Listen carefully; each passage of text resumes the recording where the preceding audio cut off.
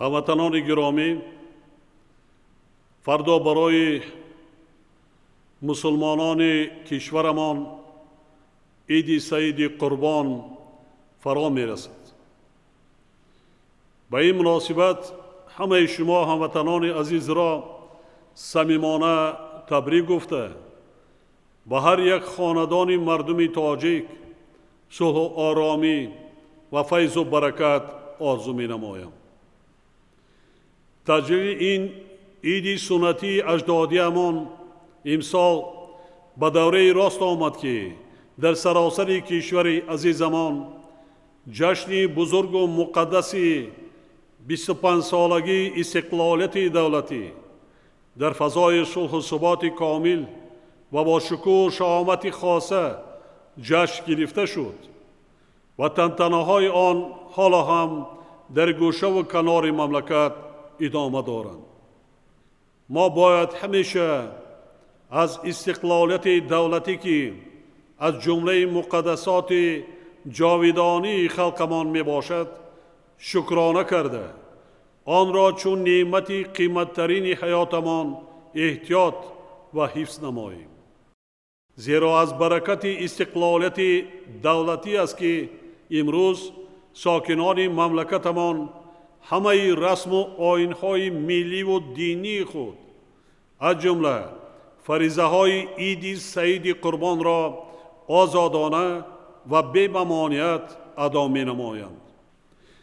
حکمت این عید بزرگ طبق تعلیمات دین مبین اسلام صمیمیت و صداقت به خدای تعالی، راستی و رستگاری و صفای قلب و روح می باشد.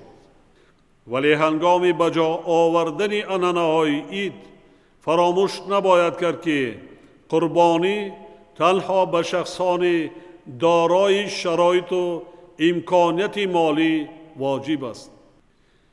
کسانی که چنین امکانیت را ندارند می توانند با رفتار و گفتار و کردار نیک از ثواب برخوردار شوند.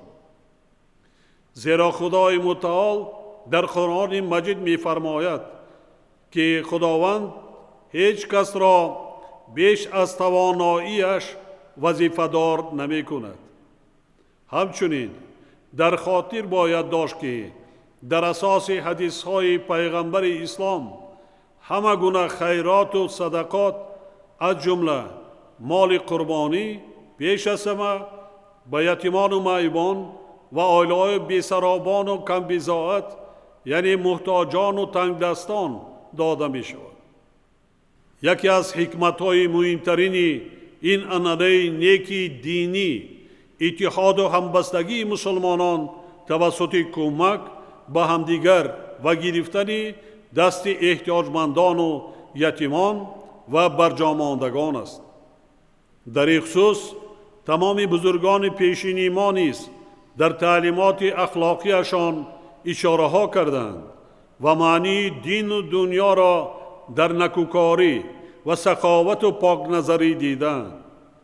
امروز در برابر بجا آوردن این احکام عید با عیادت و تبریک پیوندان و نزدیکان، بیماران و پیرانسالان و زیارت آرامگاه گذشتگان رفتن، با عزاداران اظهار همدردی کردن و مهمتر از همه به درماندگان و نیازمندان و اشخاص کم بضاعت خیر و احسان نمودن به عنعنه نیکی مردم تاجیکستان تبدیل یافته است.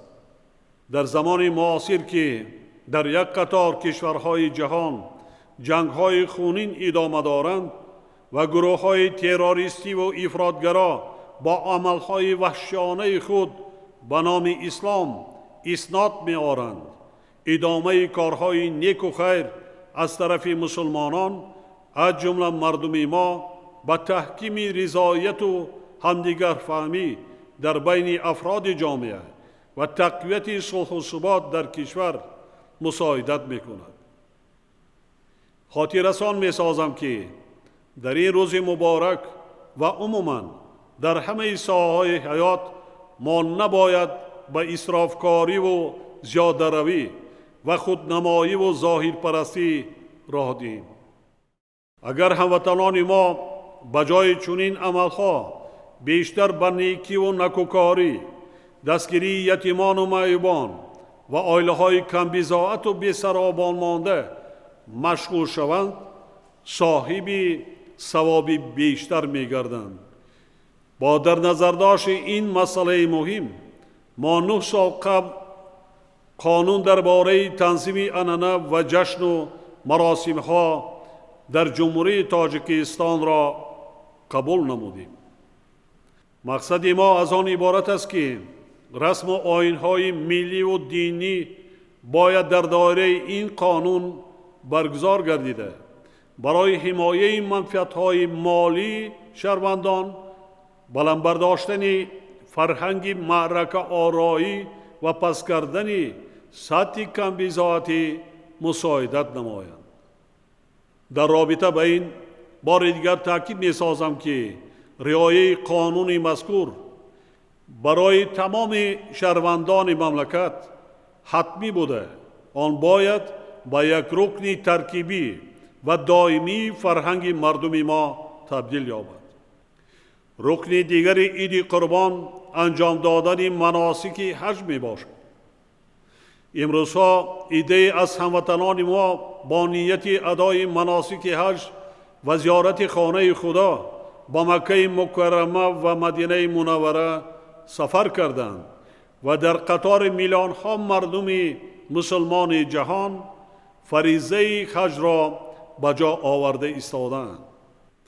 اطمینان دارم که حاجیان ما در آن سرزمین مقدس برای صلح و آرامی و ثبات پاینده کشور عزیزمان و آبادی و پیشرفت وطن محبوبمان دعا کرده بعد بازگشت در کارهای آبادانی و بنیادکاری، اینچنین ترغیب آداب و اخلاق حمیده در بین مردم، علل خصوص میان نورسان و جوانان، سهمی وطن دوستانه و انسان پرورانه خود را می‌گذارند.